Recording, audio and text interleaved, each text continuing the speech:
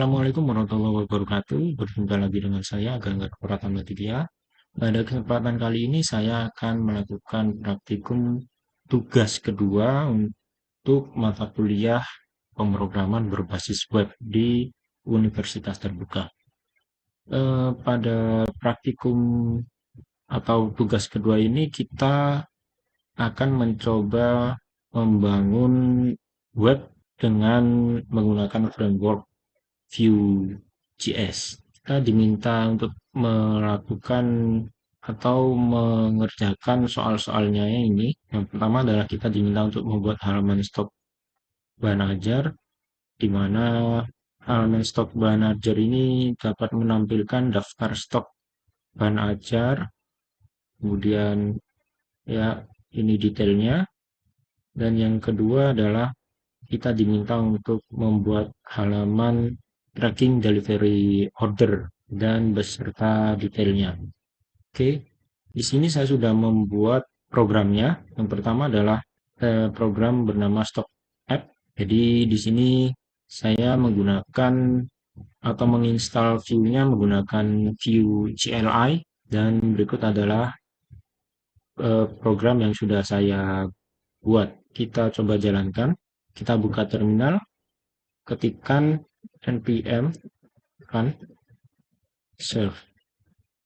Perintah ini atau komen ini berlaku untuk yang menggunakan Vue CLI.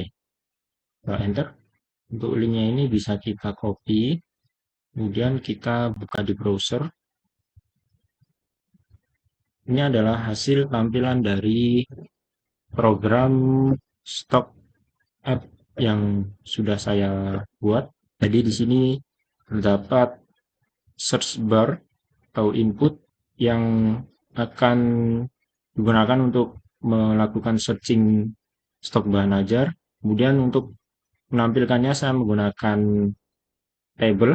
Selain menggunakan Vue.js, saya menggunakan framework Bootstrap untuk mempermudah soal tampilannya. Oke, kita coba dulu programnya apakah berhasil. Ini data bahan ajar ini didapat dari tutor yang digunakan sebagai acuan untuk mencari stok bahan ajarnya. Oke, kita coba paste dan kita klik cari. Berhasil. Jadi di sini kita sudah menampilkan kode bahan ajarnya atau kode mata kuliahnya, kemudian judul bahan ajarnya, kategori bahan ajarnya, dan lain sebagainya.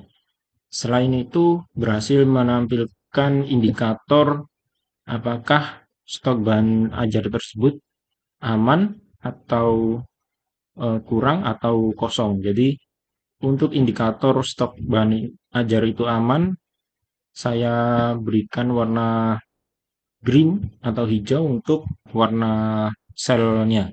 Indikator amannya adalah ketika kuantitinya ini lebih banyak dari nilai safety-nya ini, maka akan ditampilkan indikator warna hijau.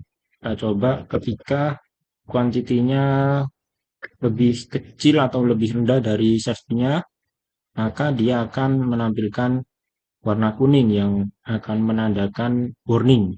Ketika kuantitinya 0, maka dia akan menampilkan warna merah yang artinya stok kosong.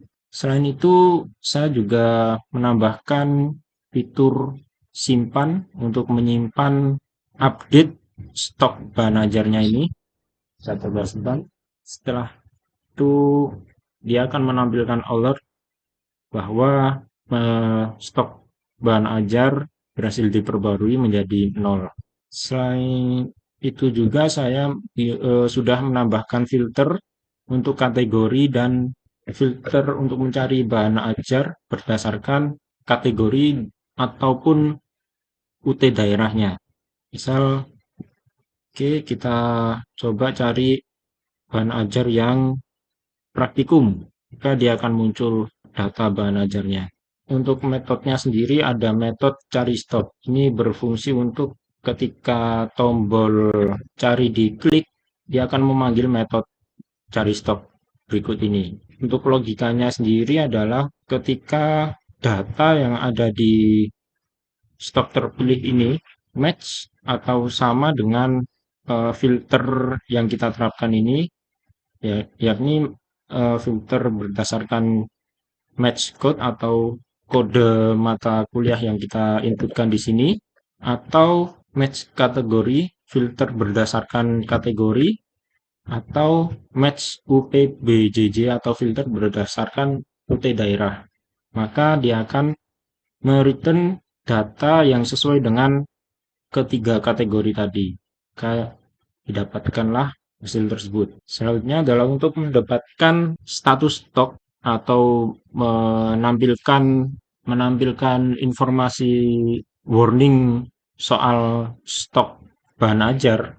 Saya menggunakan metode get status stock dengan parameternya item. Jadi ketika item atau quantity itemnya sama dengan 0, maka dia akan return class bootstrap table danger. Else if ketika item quantity-nya kurang dari item safety, maka akan return table warning. Dan else-nya adalah return table success. Untuk bindingnya sendiri, saya menggunakan vModel dan vBind.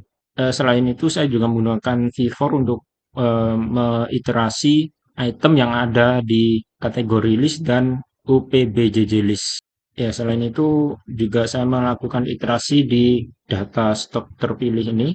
Jadi stok terpilih ini akan menampung semua data yang sesuai dengan kode atau searching kode yang kita masukkan. Misal seperti ini, kita masukkan EKM A4116, maka dia akan mencari di file data bahan ajar dengan kode yang sesuai.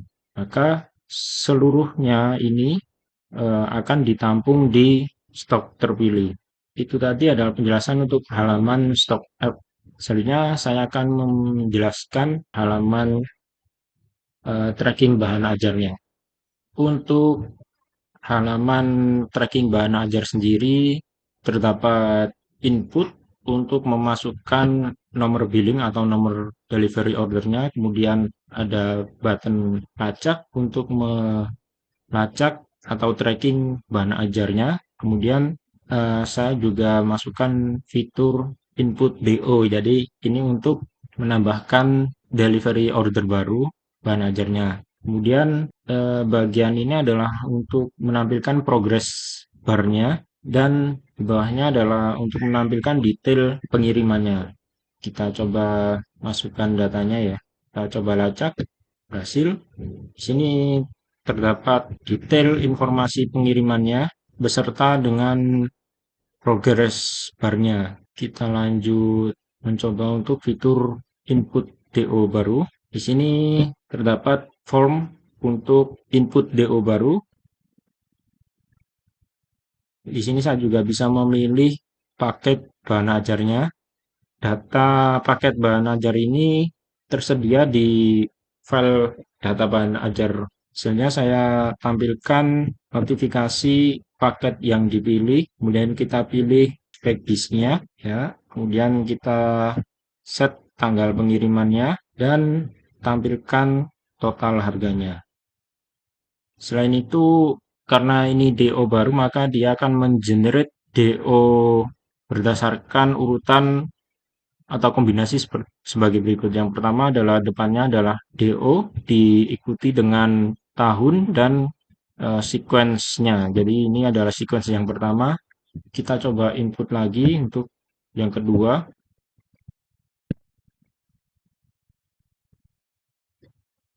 Berhasil ya. Jadi dia akan langsung mengenerate delivery order berdasarkan dengan sequence-nya. Jadi tadi kan DO 2026 street 001, kemudian ketika saya input DO baru, dia akan otomatis mengenerate menjadi belakangnya adalah 002. Penjelasan baris kodenya sendiri adalah di sini saya mendeklarasikan eh, data baru untuk menampung hasil dari pencarian data tracking, kemudian terdapat compute untuk menghitung total harga input. Jadi ketika tadi kita memilih bahan ajar, dia akan menghitung total harganya. Ini menggunakan compute. Compute sendiri berfungsi untuk menampilkan penghitungan atau fungsi untuk melakukan penghitungan data atau modifikasi data secara langsung. Jadi berbeda dengan metode, compute tidak membutuhkan trigger. Kalau metode membutuhkan trigger, jadi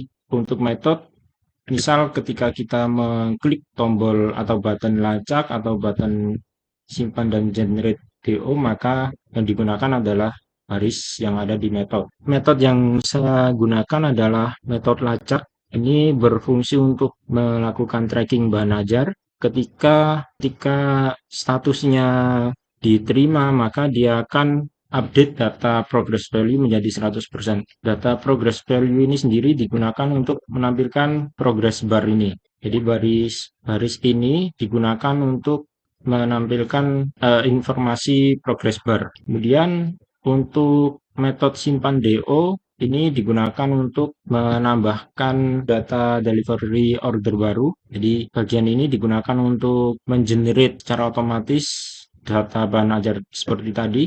Ketika saya menginput data yang pertama, maka generate-nya adalah 001.